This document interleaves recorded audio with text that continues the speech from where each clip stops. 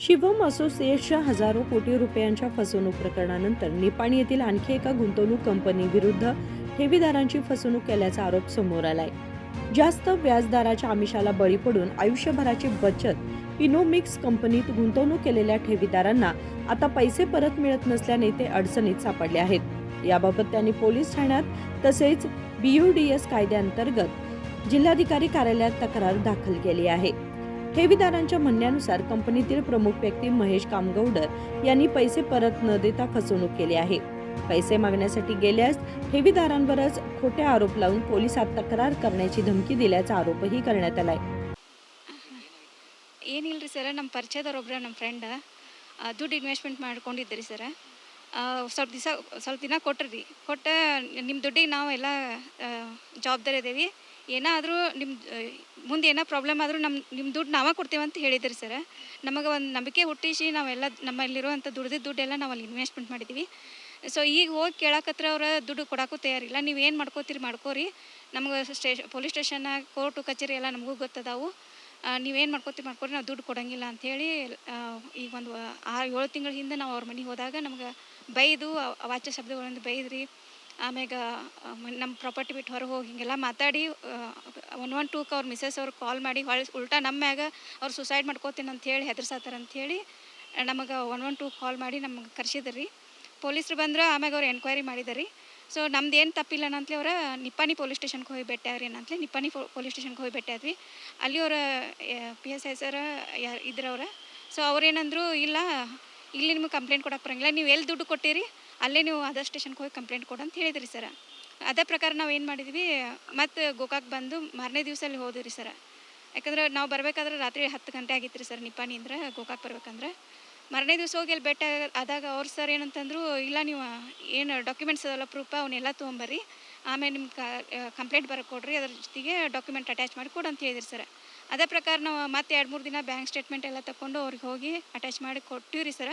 Sir ಇರಲಿಲ್ಲ, ಒಬ್ಬರು madam ಇದ್ದರು, ಅವ್ರ ಕೈಯಾಗ ಕೊಟ್ಟಿವ್ರಿ. ಸರ್ ಬರೋ ಮಟ್ಟ ನಿಂತೀವ್ರಿ, ಅವ್ರು ಇಸ್ಕೊಂಡು ಅದೇನನ್ನೋದು ಕಳಿಸ್ರಿ ಅಂತಂದ್ರೆ. ಇದು ಅವರು ನಿಪ್ಪಾಣಿ ಅವ್ರಿ ಸರ್, ಸಾಂಗ್ಲಿ ಒಳಗದ ಅಂತ ಹೇಳಿದ್ರಿ ಸರ್ ಕಂಪ್ನಿ.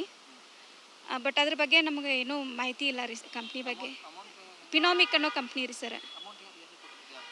1 ಲಕ್ಷ ಇನ್ವೆಸ್ಟ್ಮೆಂಟ್ ಮಾಡಿದ್ವಿ ಅಂದರೆ 150 ರಿಟರ್ನ್ ಕೊಡ್ತೀವಂದ್ರಿ. ಅಂದರೆ ತಿಂಗಳ ನಮಗೆ 14,250 ರೂಪಾಯಿ ಕೊಡ್ತಿದ್ರಿ ಸರ್ ಅವರು. ನಂದು 12 ಲಕ್ಷ ಅದ ರೀ ಸರ್ ಇನ್ವೆಸ್ಟ್ಮೆಂಟ್ ಮಾಡಿದ್ದು. ರಿಟರ್ನ್ 4,70,000 ಬಂದದ ರೀ ಸರ್. ಇನ್ನು ಉಳಿದಿದ್ದ ಅಮೌಂಟ್ ಬರಲಿಲ್ಲ ರೀ ಸರ್. ಸರ್ ಅದು ಲೆಟ್ರ್ ಕೊಟ್ಟಿದ್ದೇವೆ ರೀ, ಮತ್ತು ಹೋಗಿ ಗೋಕಾಕ್ ಸ್ಟೇಷನ್ಗೆ ಕಂಪ್ಲೇಂಟ್ ಮಾಡಿರಿ ಅಂತ ಹೇಳಿದ್ದಾರೆ ಸರ್. ಅಶ್ವಿನ್ ರೀ ಸರ್. ಗೋಕಾಕದಲ್ಲಿ ವರ್ಕ್ ಮಾಡ್ತಿದ್ದೀವಿ ರೀ. ಮಹೇಶ್ ಅವರು ನಮ್ಮ ಸಿಸ್ಟ್ರ್ ಫ್ರೆಂಡ್ ರೀ. ಅವರು ಆಲ್ರೆಡಿ ನಮ್ಮ ಸಿಸ್ಟ್ರಿಗೆ ಹೇಳಿದ್ರು, ಇಷ್ಟು ರೊಕ್ಕ ಕೊಟ್ಟರೆ ಇನ್ವೆಸ್ಟ್ಮೆಂಟ್ ಆಕೈತಿ, ಹಿಂಗೆ ತುಂಬ್ರಿ, ನಿಮಗೂ ಅಮೌಂಟಿಂದ ಇದ್ರದ್ದು ಪ್ರಾಬ್ಲಮ್ ಐತೆಲ್ಲ, ದುಡಿತೀರಿ, ಅಮೌಂಟಿಂದ ಪ್ರಾಬ್ಲಮ್ ಐತಿ, ಅದು ದುಡ್ದಿದ್ದು ರೊಕ್ಕನ ನಮಗೆ ಕೊಟ್ರಿ ಅಂದ್ರೆ ಅದನ್ನು ಇನ್ವೆಸ್ಟ್ಮೆಂಟ್ ಮಾಡಿ ಜಾಸ್ತಿ ಕೊಡ್ತೀವಿ ಅಂತ ನಮ್ಗೆ ಆಸೆ ಒಡ್ಡಿದ್ರಿ. ಆ ಪ್ರಕಾರವಾಗಿ ನಮ್ಮ ಮಂತೇಲಿ ಇದ್ದಿದ್ದು ಅಮೌಂಟನ್ನು ಪಗಾರ ಬಂದಿದ್ದೆಲ್ಲ ಅವ್ರಿಗೆ ಕೊಟ್ಟಿವಿ ರೀ. ನಾವು ಕೊಟ್ಟಿದ್ದು ಒಂದು 9 ಮಂತ್ ಕೊಟ್ಟರಿ ಅವರು. ಅದರ ಇಂಟ್ರೆಸ್ಟ್ ಅಂತೇಳಿ 1,425 ರೂಪಾಯಿ ಕೊಟ್ಟರಿ. ಆಮೇಲೆ ಏನಾಯ್ತು, ಕಂಟಿನ್ಯೂ ಸ್ಟಾಪ ಮಾಡಿಬಿಟ್ರಿ. ಫೋನ್ ಕಾಲು ರಿಸೀವ್ ಮಾಡಲಿಲ್ಲ, ಏನೂ ಇಲ್ಲ. ಆಮೇಲೆ ನಮಗೆ ಗಾಬ್ ಆಗತ್ತೆ, ಯಾಕೆ ಇಷ್ಟು ಅಮೌಂಟ್ ಏನಾಯ್ತು. 10 ಲಕ್ಷ ರೂಪಾಯಿ ರೀ. 10 ಲಕ್ಷದಾಗ ನಮಗೆ ಮಿನಿಮಮ್ ಅಂದ್ರೆ 3 ಲಕ್ಷ ಅಂತ ಇಷ್ಟ ಬಂದೈತೆ ರೀ. ಆಮೇಲೆ ಏನೂ ಅಮೌಂಟ್ ಬಂದಿಲ್ಲ. ಅವ್ರಿಂತ ಏನು ರೆಸ್ಪಾನ್ಸ್ ಇಲ್ಲ ರೀ ನಮಗೆ. ಫೋನ್ ಇಲ್ಲ, ಕಾಲ್ ಇಲ್ಲ, ಏನಿಲ್ಲ. ಆಮೇಲೆ ಅವ್ರು ಫೋನು ಕಾಲ್ ಮಾಡೋಣಂತೆ ನಾವು ಅವ್ರ ಊರಿಗೆ ಹೋದಿವಿ ರೀ. ಅಲ್ಲಿ ಹೋದ್ರೆ ಅವ್ರು ಅವತ್ತು ನಾವು ಹೋಗ್ತೀವಿ ಅಂತ ಗೊತ್ತಿತ್ತೋ ಗೊತ್ತಿಲ್ಲ, ನಾವು ಫೋನ್ ಹಚ್ಚಲ್ಲ ಹೋಗಿದ್ದಿಲ್ಲ ರೀ. ಫೋನ್ ಹಚ್ಚಿ ಹೋಗಿದ್ದಿಲ್ಲ, ಯಾಕಂದ್ರೆ ಫೋನ್ ಹಚ್ಚಿದ್ರೆ ಎಲ್ಲರೂ ಹೋಗ್ತಾರಂತ ಹಂಗೆ ಇಮಿಡಿಯೇಟ್ಲಿ ಹೋದಿವ್ರಿ ನಾವು. ಹೋಗಿತ್ಲ ಅವ್ರು ಏನು ಮಾಡಿದ್ರು, ಕೀ ಹಾಕ್ಕೊಂಡು ಹೋಗಿದ್ರು. ಫೋನ್ ಹಚ್ಚಿದ್ರೆ ನೀವು ಯಾಕೆ ಬಂದಿರಿ ನಮ್ಮ ಮನೆಗೆ ಅಂತ ಕ್ವಶನ್ ಮಾಡಿದ್ರಿ. ಯಾಕೆ ನಮ್ಮ ಅಮೌಂಟಿನ ಸಂಬಂಧ ನಾವು ಬಂದೀವಿ ಅಂತ ನಾವು ಹೇಳಿದ್ವಿ. ಅಂದಮೇಲೆ ಅವರು ರಾತ್ರಿ 12 ಆದ್ರೂ ನಾವು ಇವತ್ತು ಬರೋಂಗಿಲ್ಲ, ಆಯ್ತು ನೀವು ಇವತ್ತು ಬರಲಿಲ್ಲ ಅಂದ್ರೆ ಬಿಡ್ರಿ, ನಾಳೆ ಆದರೂ ನಾವು ನಾಳೆ ತನಕ ಕುಂದಿರ್ತೀವಿ ಅಂತ ಕುಂತೀವಿ ನಾವು. ರಾತ್ರಿ 12ಕ್ಕೆ ಬಂದರು. ಬಂದಿಂದ ಅವ್ರು ಹೆಂಡ್ತಿ ಅವ್ರು ಅವಾಜ್ ಒಂದು 4-5 ಜನ ಗಂಡು ಮಕ್ಕಳು ಕರ್ಕೊಂಬಂದು ಅವಾಜ್ ಶಬ್ದಗಳಿಂದ ನಾವು ಮಾತಾಡಿ, ಅದೆಲ್ಲ ನಮ್ಮ ಕಡೆ ಪ್ರೂಫ್ ಐತ್ರಿ, ವಿಡಿಯೋ ಮಾಡ್ಕೊಂಡೇ ಪ್ರೂಫ್ ಐತ್ರಿ. ಅದೆಲ್ಲ ಅವಾಜ್ ಶಬ್ದಗಳಿಂದ ಮಾತಾಡಿ ಆಮೇಲೆ ರಾತ್ರಿ 2 ಗಂಟೆ ಆದರೂ ನಾವು ಅಲ್ಲೇ ಕಂಟಿನ್ಯೂ ಇದ್ದೀವಿ. ಮಾರನೇ ದಿವ್ಸನೂ ಮಧ್ಯಾಹ್ನ ತನಕ ಅಲ್ಲೇ ಇದ್ದೀವಿ ರೀ.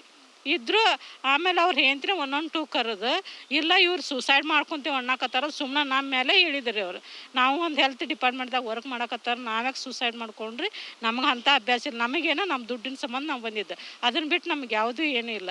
ಅದಕ್ಕೆ ಕುಂತೀವಿ. ಅವ್ರು ಒಂದೊಂದು ಟೂದಾರು ಬಂದು ಕರ್ಕೊಂಡು ಹೋದ್ರಿ. ಕರ್ಕೊಂಡೋಗಿಲ್ಲ, ನಿಪ್ಪಾಣಿ ಪೊಲೀಸ್ ಸ್ಟೇಷನ್ಗೆ ನೀವು ಹೋಗ್ರಿ, ಅಲ್ಲಿ ಹೋದ್ರೆ ನಿಮ್ದೆಲ್ಲ ಪ್ರಾಬ್ಲಮ್ ಸಾಲ್ವ್ ಆಗುತ್ತೆ ಅಂದ್ರೆ ಆ ಪ್ರಕಾರವಾಗಿ ನಾವು ನಿಪ್ಪಾಣಿ ಬಂದೀವಿ. ಅಲ್ಲಿ SP ಅವರಿದ್ರು, ಯಾರು ನಮಗೂ ಅಷ್ಟು ಗೊತ್ತಿಲ್ಲ. ಅವ್ರೇನಂದ್ರಿ ಇಲ್ಲಮ್ಮ ಹೇಳಿ ಡಿಟೇಲ್ ಅಂತ ಎಲ್ಲ ಕೇಳ್ಕೊಂಡ್ರಿ. ಅವ್ರಿಗೆ ಕಾಲ್ ಮಾಡಿರಿ ಅಂದ್ರೆ ಅವರು ಸಂಜೆಗೆ ಬರ್ತೀವಂತಂದ್ರು. ಅವ್ರು ಯಾರು ನಮ್ಮ ಕಡೆ ಅಮೌಂಟ್ ಇಸ್ಕೊಂಡಾರ. ಆ ರೀತಿ ನಮ್ಗೆ ವಿಚಾರ ಮಾಡಿದ್ರೆ ಅವ್ರು ಏನಂದ್ರೆ ಇಲ್ಲಮ್ಮ ನೀವು ಈಗ ಗೋಕಾಕಕ್ಕೆ ಹೋದ್ರಿ, ಅಲ್ಲೇ ಹೋಗಿ ನೀವು ಕಂಪ್ಲೇಂಟ್ ಕೊಡ್ರಿ, ಇಲ್ಲಿ ನಾವೇನು ಅವ್ನು ವಿಚಾರಿಸಿ ಅವ್ನು ಹೊಲ ಮನೆ ಮಾರಿಸ್ಯಾರ ನಿಮ್ಗೆ ರೊಕ್ಕ ಕೊಡ್ತೀವಂತ ಅವ್ರು ಅಂದ್ರೆ. ಆಯ್ತಂತ ಅಲ್ಲಿಂದ ಮತ್ತು ನಾವು ಗೋಕಾಕಕ್ಕೆ ಬಂದ್ವಿ.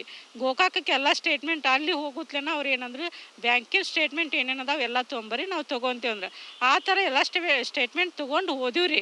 ಹೋದ್ರೂ ಅವ್ರೇನು ರೆಸ್ಪಾನ್ಸ್ ಮಾಡಲಿಲ್ಲ ಪೊಲೀಸ್ ಗೋಕಾಕ್ದಾರ. ಆಮೇಲೆ ಕೊಟ್ಟು ಎಷ್ಟು 12ನೇ ತಿಂಗಳದಾಗ ಕೊಟ್ಟಿವ್ರಿ ನಾವು. ಹೋದ ಇಯರ್ 25 ಕೊಟ್ಟು ಇಲ್ಲಿ ತನಕ ಅವ್ರದ್ದು ಏನು ರೆಸ್ಪಾನ್ಸ್ ಬರ್ಲಿಕ್ಕೆ ನಾವು SP ಅವ್ರ ಕಡೆ ಬಂದೀವಿ. ಲಾಸ್ಟಿಗೆ ಪಿನೋಮಿಕ್ ಅಂತ ಕಂಪ್ನಿ ರೀ. ಫಸ್ಟ್ ನಮಗೆ ಹೇಳಿದ್ದೆ ಪಿನೋಮಿಕ್. ಬಂದು ನಮ್ಮ ಮನ್ಯಾಗ ಬಂದು ಇಸ್ಕೊಂಡು ಹೋಗಿದ್ದಾರೆ. ಬ್ಯಾಂಕ್ ಥ್ರೂನು ಹಾಕಿದ್ದೀವಿ, ಇಸ್ಕೊಂಡು ಹೋಗಿದ್ದಾರೆ. ಬಾಯಂಡ್ ಎಲ್ಲ ಕೊಟ್ಟಿದ್ದೀವಿ ರೀ. ಅದು ಬಾಯಂಡ್ ಕೊಟ್ಟಿದ್ದು ಅಷ್ಟೇ ಪ್ರೂಫ್ ಇಲ್ಲ. ಏನು ಇದಕ್ಕೆ ಹಾಕಿದ್ದೀವಲ್ಲ ಎಲ್ಲ ಪ್ರೂಫ್ ಅದಾವೆ.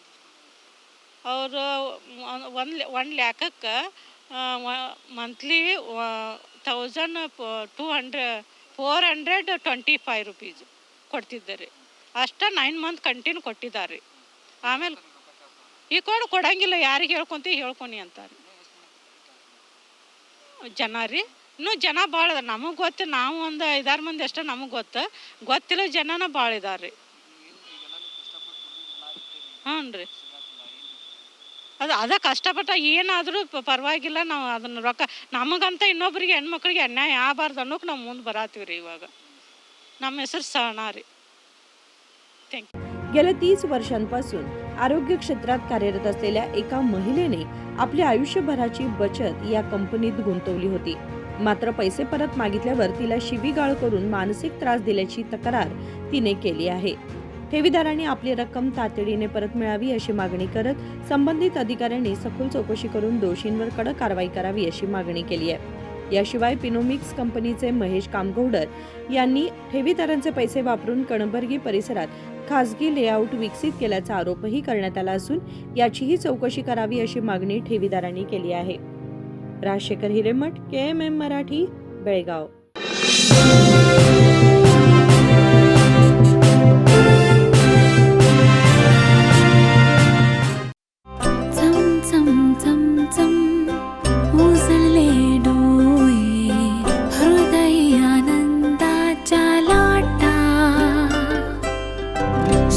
क्षण आले, क्षण प्रेमळ है, रेशमात गुंफून सोनेरी. BS Channabasappa and Sons, The Textile Mall, Tilakvadi, Belagavi.